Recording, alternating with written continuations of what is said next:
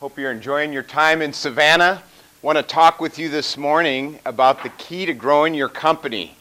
Does anybody have one quick educated guess on the best way to grow your company?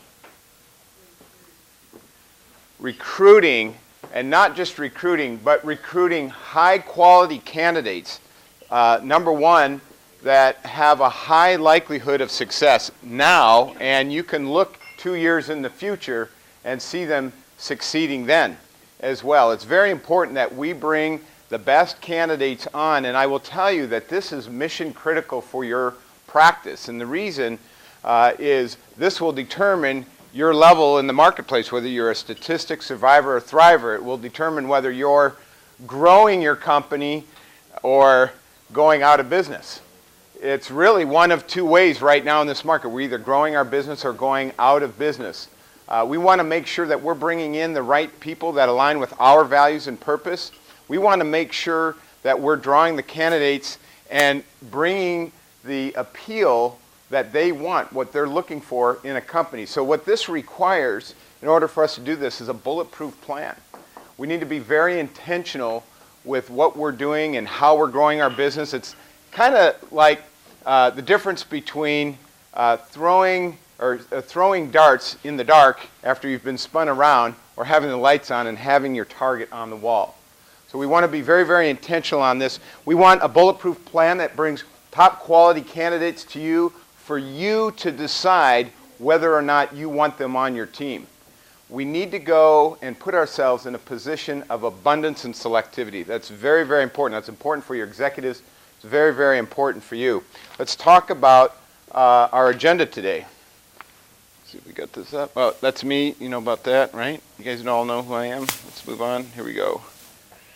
Agenda. Today we're going to talk about what top agents are looking for in their broker and company. The game plan for you to be that broker. Identifying your ideal agent. The 6 key steps in marketing to your ideal agent so that you're basically pre-selling yourself before you make the call.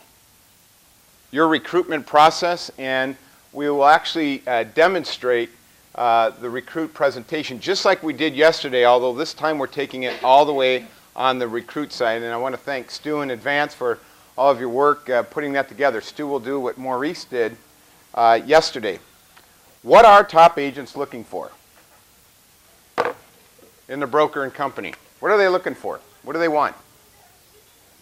Anyone? What are top agents looking for? Very good.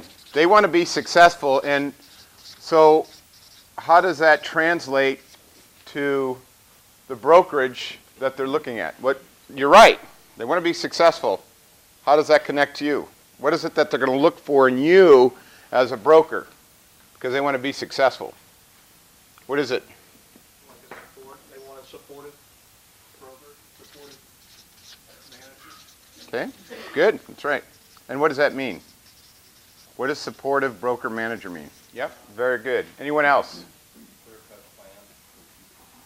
Clear-cut plan for the future. Talk a little bit more about that.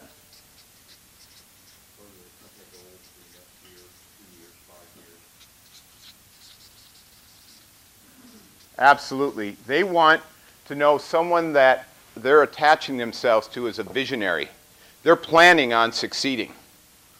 They have a goal. They have a game plan to put in place. Absolutely. One other key. Anyone else? Yes. Well, what I see from a lot of people is they want to have a sense of something going on now.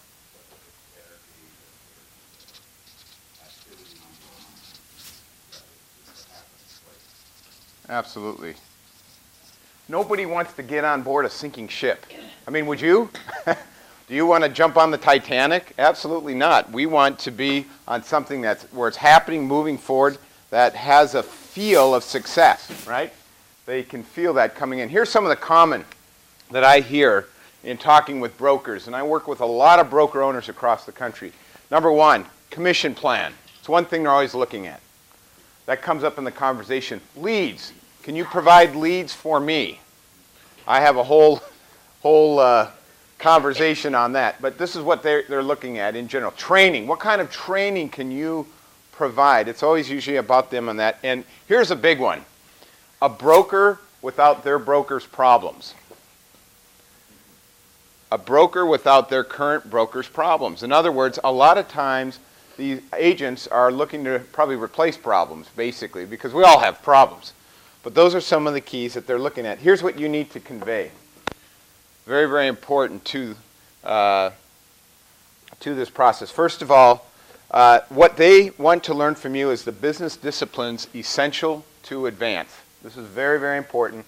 The marketing plan that sells yourself prior to the contact, which translates to help them with the marketing plan that sells them prior to the contact. You're modeling. Everything you do is modeling what they need to do and be in the marketplace. Number 3, how to build the right team the right way.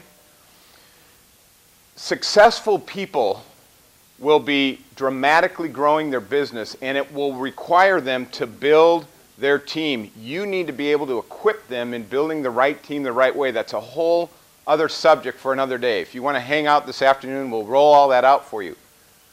The key, though, is you need to show them how to do that.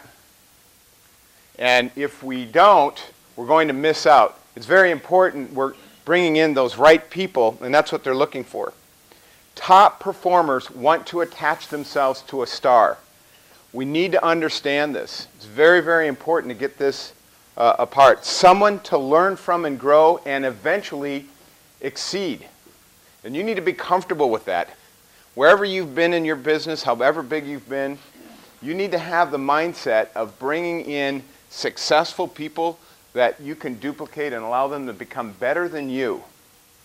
And if you can do that and bring on a significant number of those people who have that desire, your company will explode. Your company will dominate the marketplace.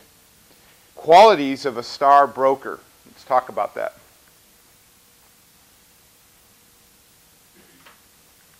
Number 1, level 5 leadership. We talked about this last year. I want to refresh your memory and for those of you who were here last year. Level 5 leadership comes from the book Good to Great. If you haven't read Jim Collins' book, you need to do that. It's very crucial for your business. And here's why. Jim Collins studied a wide range of companies and tried to determine what separated good companies from great companies. You see, good isn't good enough in this market. I will tell you that right now. We all have to strive to become great. This market is not going to get fixed with a new potential Congress. That's not going to fix it if we get one. It's not going to change because they're halting foreclosures. There's a lot that has to be worked out. I don't think anyone has preconceived notions that a big magic pill is going to come down and fix all this. We have a lot of tough sledding to go. However, there's a lot of business to be transpired, and you need to choose to be the one that's getting the bigger piece of that pie, even if it's shrinking. You're choosing to be the broker that processes those transactions. So a level 5 leader of a company, that was one of the keys in the book Good to Great, that they understood separated good companies from great. So here's some of the characteristics of a level 5 leader. Number 1, a level 5 leader builds enduring greatness. If we want to become great, we have to think about that and we have to act on building enduring greatness. It combines humility with confidence. It's not about a big ego. People with big egos are never level 5 leaders and they never build great companies. Ego is not the game. Let me just give you an example. In the late 70s, Chrysler was on the verge of bankruptcy. Most of us remember that. What happened?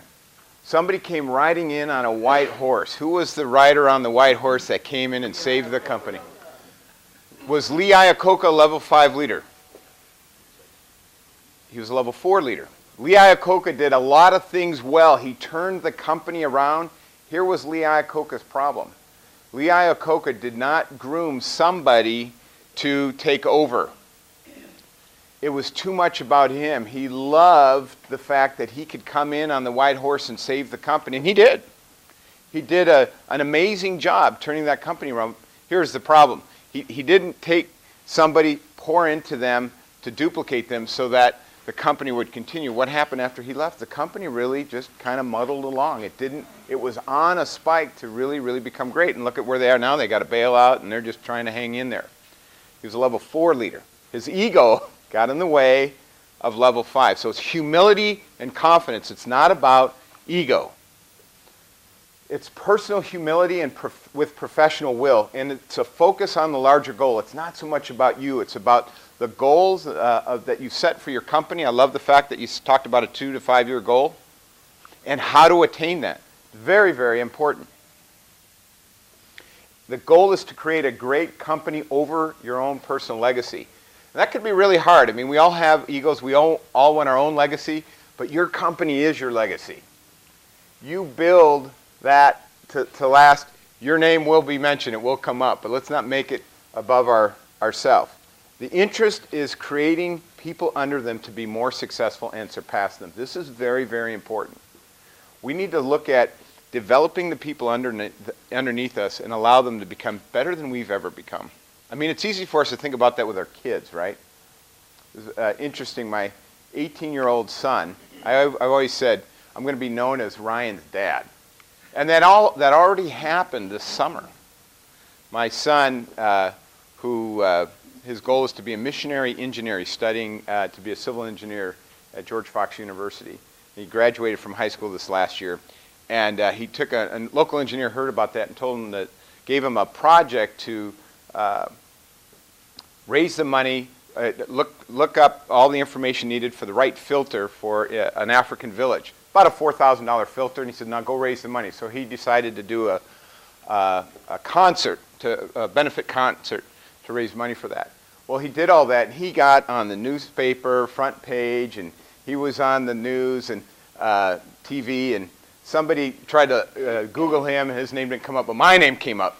So I get a phone call into my office, and Anita took the call, and there was somebody, yeah, is this Rich Rudnick? Is he the father of Ryan Rudnick? It's already happened, right? He's 18 years old, and he's there. But we want that, right? And we want that for the agents that we recruit. Ultimately, we want to be willing to give our key secrets away. The reason why you're here in this room and you're still in the game is there are keys to your success. There are reasons why, even if you don't feel like you're thriving, by the way, because we have a lot of awards, how many in here are having your best year ever or tracking to have your best year ever? Or a great year in a long time, besides Stu being bashful? Okay, some of us here. Even if you're not feeling like it, the rest of you, I was trying to connect with most of you. If you're not feeling like it, you're still here, right? You haven't closed up shop yet. You're still in the game. And there are keys to your success. There are things you have done that have gotten you to this far. You need to share those secrets.